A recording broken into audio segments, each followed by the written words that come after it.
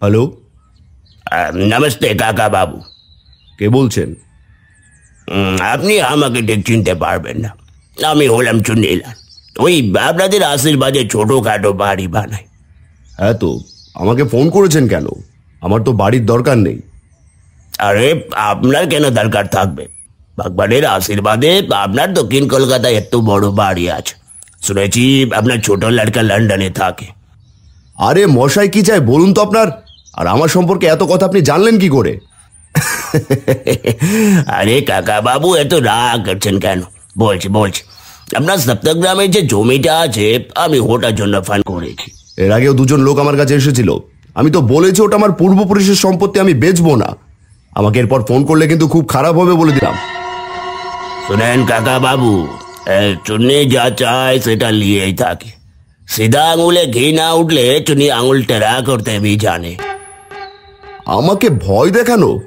আমি যখন বলেছি ওই জমি আমি বেচবো না, প্রাণ থাকতে আমি সেটা আগলে রাখবো। এই দাদা দেখ, ওই আমটা কি সুন্দর পেকেছে রে। দাঁড়া দেখছি, যদি ইট মেরে ফেলে দিতে পারি। কি মজা কি মজা। টুবলু, টুকাই, এত বেলা হয়ে গেল, তাড়াতাড়ি বাড়ি এসো, এখন আর খেলা নয়। যাই মা।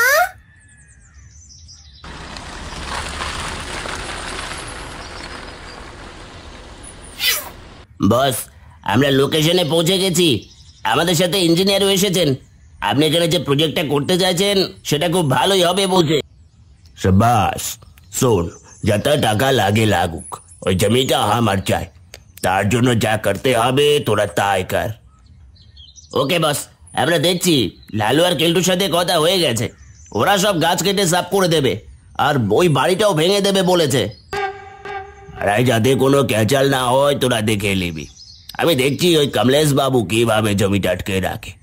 দরকার হলে ওকে भी 4টে আনার দানা দিয়ে দেব, সব হজম হয়ে যাবে।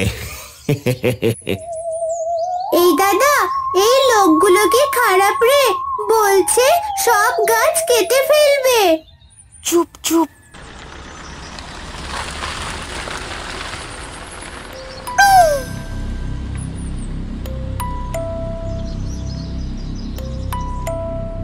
এই দাদা, এবার বল না রে, ওই লোকগুলো কারা, কি করতে এসেছিল?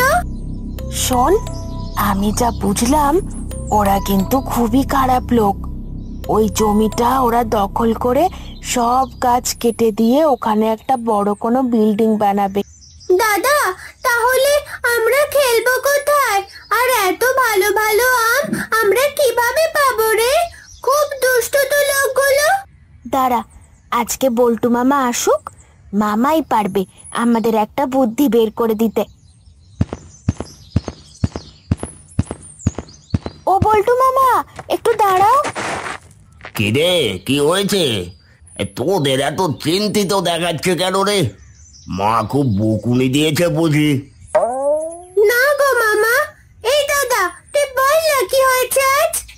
জানো তো মামা, আজ দুপুরে আমরা যখন মিত্র বাগানে খেলছিলাম, একটা গাড়ি এসে দাঁড়ালো। তারপর ওখান থেকে 4জন লোক নামলো।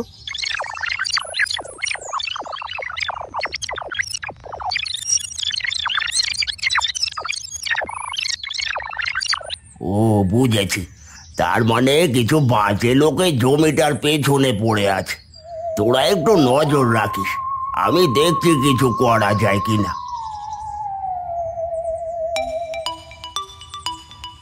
হ্যালো, কে? বল্টু, আমি কমল কাকা বলছি, চিনতে পারছিস? হ্যাঁ কাকা, কেমন আছো? ভালো নেই রে। কদিন ধরে একটা লোক খুব জ্বালাতন করছে। ওই জমিটাও নিয়েই ছাড়বে। চুন্নিলাল নাম লোকটার। আমাকে সব রকম ভাবে ভয় দেখাচ্ছে। ওমা, তাই নাকি? এত সাহস!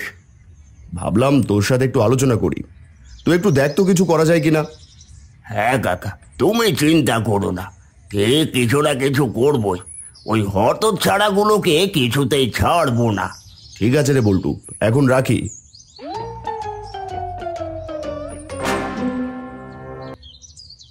টোকাই টুবলু, কোথায় তোরা? বলো মামা, কি হয়েছে? এর মধ্যে তোরা তৈরি থাকবি।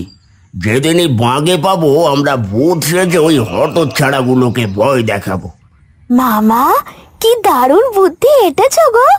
তোরা পুরো নজর রাখ, ওদের কোনো গতিবিধি নজরে আসলেই আমার জানাবি। নো চিন্তা, আমি পুরো রেডি আছি। কেউ বেশি তেড়িবেড়ি করলে ফিনিশ করে দেব। বস বলেছে ওই জমিটার কাজ হয়ে গেলেই আমাদের নিয়ে 2 দিন দীঘা যাবে, দারুণ মজা হবে। এই কেলটু, আজ সন্ধ্যাবেলায় বস আসবে, তারপর আমাদের অ্যাকশন শুরু হবে। তুই পুরো রেডি থাকবি। মামা শুনলাম আজ সন্ধ্যেতেই নাকি ওরা এই জমির দখল নেবে। তোরা রেডি থাকবি, আমি তোদের সিগন্যাল দিলেই তোরা বাগানে ঢুকে যাবে। আমি ওদেরকে ভূত সেজে ভয় দেখাবো।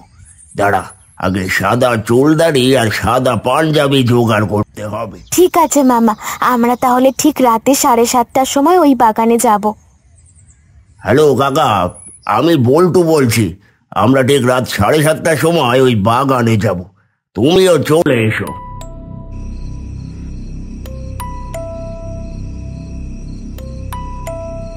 বস আমরা রেডি আছি, কেলটু পেছন থেকে পাহারা দিচ্ছে। বাহ বাহ বাহ, তাহলে কাজ শুরু করা যাক।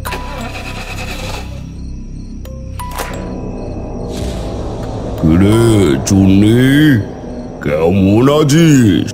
তুই তো দেখতে একদম তোর বাবা বিকাশ লালের মতোই হয়েছিস রে। কে আমাকে চিনলেন কিভাবে, আর আমার বাবাকে চিনলেন কিভাবে? আমি তোর দাদু বাবুলালকেও চিনি রে। মানে আপনি কে আছেন, সবাইকে কি করে চিনলেন? শুনেন, আমার সাথে বেশি মজা করলে আমি কিন্তু আনার দানা দিয়ে দেব। তোর দানা তোকেই খেতে হবে রে। আমাকে ডরানো এত সহজ নয়। ভয় পাস না, তোকে এখনই কিছু করব না। ওর কাছে আমার একটা হীরের লকেট আছে, যেটা তোর দাদু আমাকে ঠকিয়ে আত্মসাৎ করেছিল। সেটা আমার ছেলেকে ফিরিয়ে না দিলে আমি তোর ঘাড় মটকাবো। আমি জানতাম না এটা আপনার জিনিস আছে। আমি আজই কাকা বাবুকে দিয়ে দেব, আমাকে ছেড়ে দিন। 7:30টা বাজে প্রায়, এবার শয়তানগুলোকে একটু ভয় দেখায়। আবার ভূত, আমি বললাম তো আমার জমি চাই না, লাকেট বিয়াস দিয়ে দেব, আমাকে ছেড়ে দিন। এটা কি কেস হলো? আমি তো কিছুই করিনি এখনো, বেটা এত ভয় পেল কিভাবে? আর আবার ভূত মান, এটা কি? আরে কাকা বাবু, আপনি এলিন এলিন, এই হীরের লাকেটটা আপনার বংশের আছে, আপনার বাবার আমানত আছে এটা। হ্যাঁ তাই তো, এটা তো বাবুলাল কাকা আমার বাবাকে ঠকিয়ে নিয়েছিল। তোমার কাছে এলো কিভাবে? বাবুলাল আমার দাদাজি ছিল, আমি বাবার কাছ থেকে ওটা পেয়েছিলাম। বাবা কমল, এটা যত্ন করে রাখিস, এটা আমাদের বংশের পূর্বপুরুষের। বাবা তুমি? আমি মরেও শান্তি পাইনি রে, এই জমি আগলে রেখেছিলাম। আমার ইচ্ছা ছোটখাটো বাচ্চারা সারা জীবন এখানে হাসুক খেলুক, আমি তাহলেই শান্তি পাবো, মুক্তি পাবো। হ্যাঁ বাবা, আমি তোমার নাতিদের সাথে কথা বলে সিদ্ধান্ত নিয়েছি, এই জমি আমি এই গ্রামকে দান করব।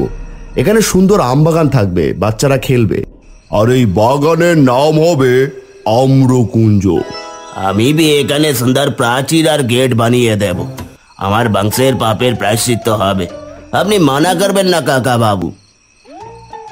এ তো দারুণ বিষয়। তাহলে তবলু টোকাই, তোদের আর ভূত সাজতে হবে না, তোরা এদিকে আয়।